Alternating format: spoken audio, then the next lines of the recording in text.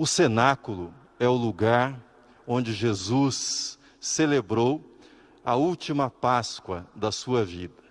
O cenáculo é o lugar também no qual Jesus instituiu a ceia que nós celebramos nesse domingo de Páscoa, a Páscoa cristã. A Páscoa instituída no Êxodo era uma celebração que se realizava no âmbito das casas, dentro dos lares. Por razões que todos nós conhecemos, esta é a segunda Páscoa que nós realizamos dessa forma. Fizemos assim no ano de 2020 e estamos fazendo agora nessa Páscoa de 2021. O cenáculo no qual Jesus celebrou a Páscoa foi um espaço, numa residência, que foi cedido generosamente para Jesus. Seguindo as instruções que o Mestre havia dado, os seus discípulos foram até aquela casa e o seu proprietário cedeu aquela sala, cedeu aquele cenáculo para que Jesus pudesse ali celebrar a Páscoa com os seus discípulos. E foi no cenáculo que Jesus instituiu a ceia do Senhor que hoje nós celebramos. Ele, tendo dado graças, tomou o pão, partiu e disse aos seus discípulos: isto é o meu corpo que é dado por vós.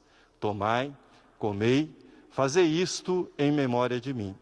Por semelhante modo, depois de haver ceado, o Senhor Jesus tomou o cálice e, tendo dado graças, ele disse: este é o cálice da nova aliança, do meu sangue derramado em favor de vós.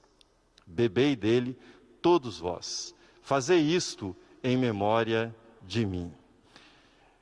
No cenáculo, Jesus instituiu a ceia do Senhor que nós celebramos hoje.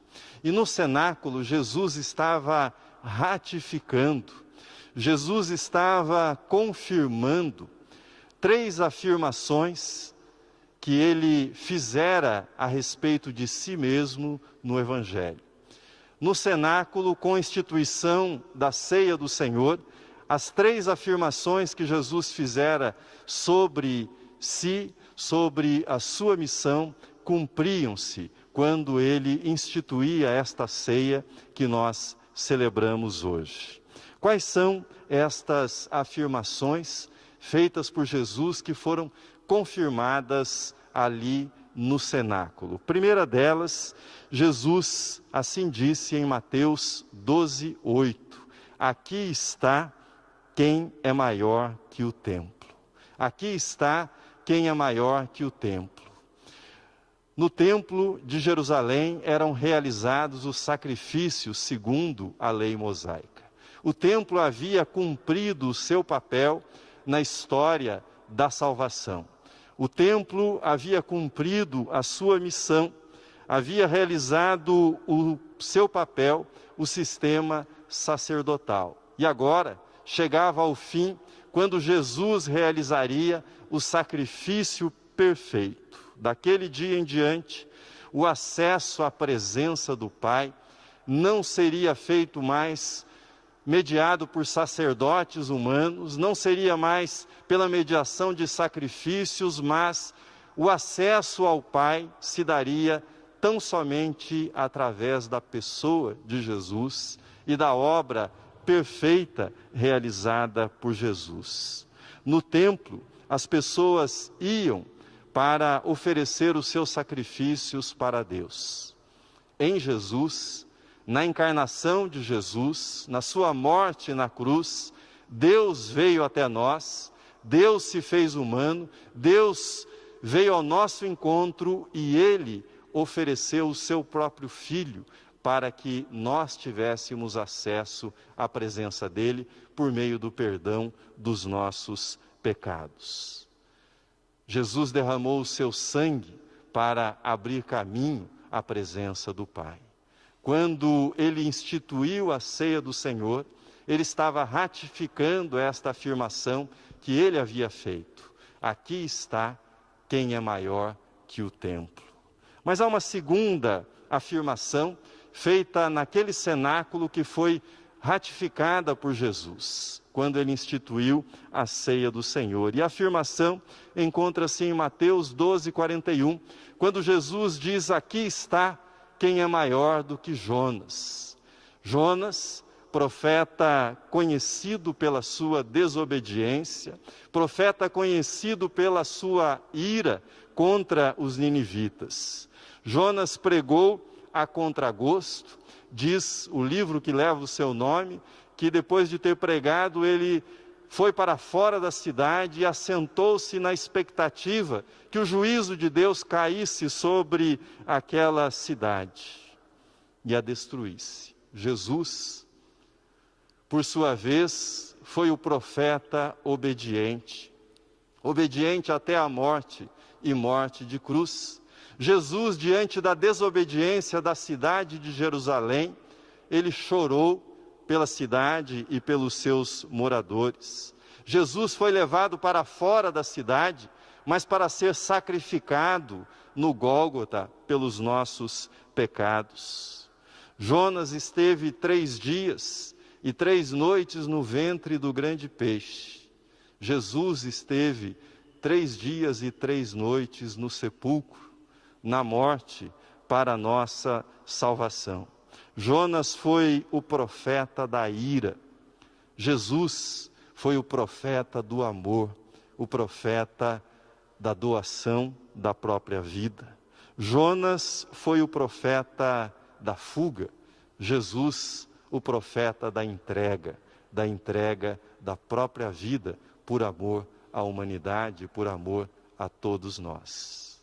E há uma terceira afirmação que é ratificada quando Jesus institui a ceia naquele espaço do cenáculo. A terceira afirmação encontra-se no Evangelho de Mateus, capítulo 12, versículo 42, quando Jesus, naquele espaço, ele assim diz: aqui está quem é maior que Salomão. Aqui está quem é maior que Salomão. Salomão teve ouro e prata em abundância. Salomão construiu palácios, ele teve rebanhos, vestiu-se do melhor linho, bebeu em taças de ouro. Sobre ele se diz que foi o homem mais sábio e mais rico que já pisou sobre a terra. Porém, no final da sua vida, ele fez bobagem. No final da sua vida, o seu coração não era fiel ao seu Deus, mas nos é dito que o seu coração inclinou-se para servir outros deuses. Isso no final da sua vida. Agora, olhe para Jesus, para a vida de Jesus. Ele viveu sobre a terra provavelmente menos tempo do que Salomão esteve no trono de Israel. A vida de Jesus foi mais curta, mais breve do que o reinado de Salomão sobre Israel. Jesus pregou durante os últimos 3 anos da sua vida. Em sua última semana de vida na terra, ele entrou em Jerusalém num jumentinho, montado em um jumentinho emprestado. O espaço onde ele instituiu a ceia também era uma casa, um espaço, um cenáculo emprestado para ele e para os discípulos. Certamente ele não bebeu, ele não tomou o vinho da ceia numa taça de ouro.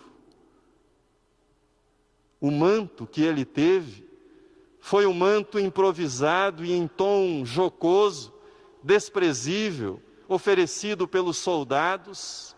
O cetro foi entregue a ele com essa mesma intenção, e a única coroa que ele teve sobre a sua cabeça nesta terra foi uma coroa de espinhos.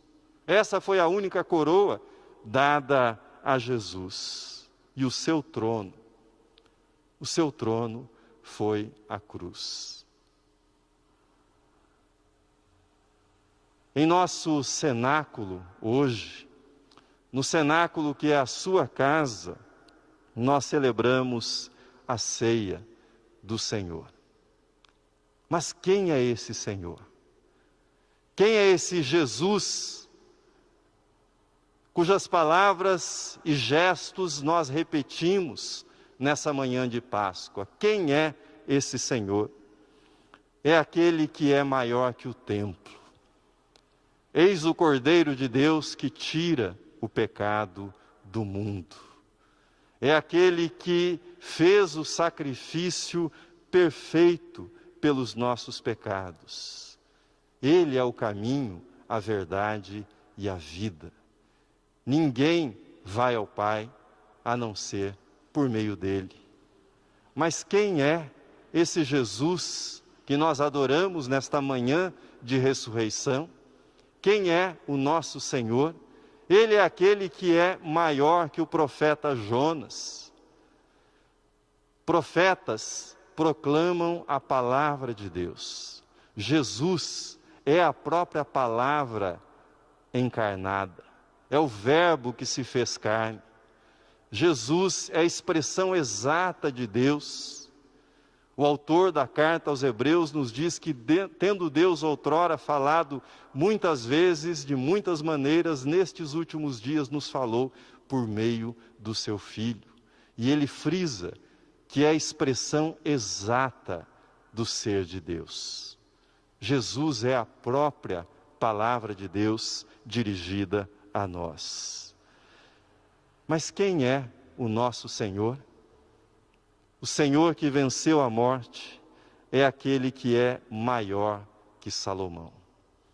O rei Salomão foi o mais sábio entre os homens. Entretanto, Jesus é a encarnação da própria sabedoria. É a sabedoria que se fez humana, que habitou entre nós na pessoa de Jesus. Nele estão todos os tesouros da sabedoria e da vida. Jesus é sacerdote, rei e profeta. Ele abre o caminho para Deus pelo perdão. Ele concede a sua palavra ao nosso coração e ele governa a nossa vida como rei. Maior que o templo, maior que Jonas, maior que Salomão. Jesus é maior que a pandemia que nós vivemos. Ele é maior que o nosso medo. Ele é maior que as nossas preocupações. Ele é maior que a nossa ansiedade, maior que as nossas tristezas, maior do que todos os nossos medos. Jesus disse: eu sou a ressurreição e a vida. Aquele que crê em mim, ainda que morra, viverá. Que privilégio o seu receber o rei, o sacerdote, o profeta Jesus na sua casa, no seu coração, para cear com ele nesse domingo de Páscoa. Que Deus o abençoe nesta hora. Amém. Convido você para orar comigo nesse momento de celebração da ceia do Senhor. Oremos. Pai, agradecemos-te por essa hora tão preciosa. Agradecemos-te, ó Deus, porque agora cada lar é um cenáculo. Cada lar acolhe Jesus, sacerdote, profeta e rei. Aquele que deu a vida por nós, que fez o sacrifício perfeito. Jesus, que é a tua palavra dirigida a nós. E também Cristo Jesus, o Rei Supremo, que governa o nosso coração e governa todo o universo.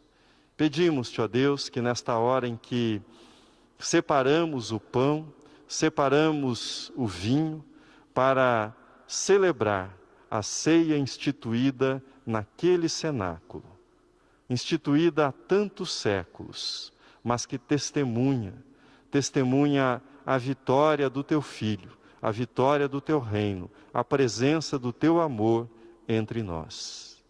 Pedimos-te, ó Deus, que a tua presença real esteja com cada um dos teus filhos e filhas, esteja em cada casa, em cada lar, em cada cenáculo neste domingo, nesta manhã de ressurreição, de vitória sobre a morte.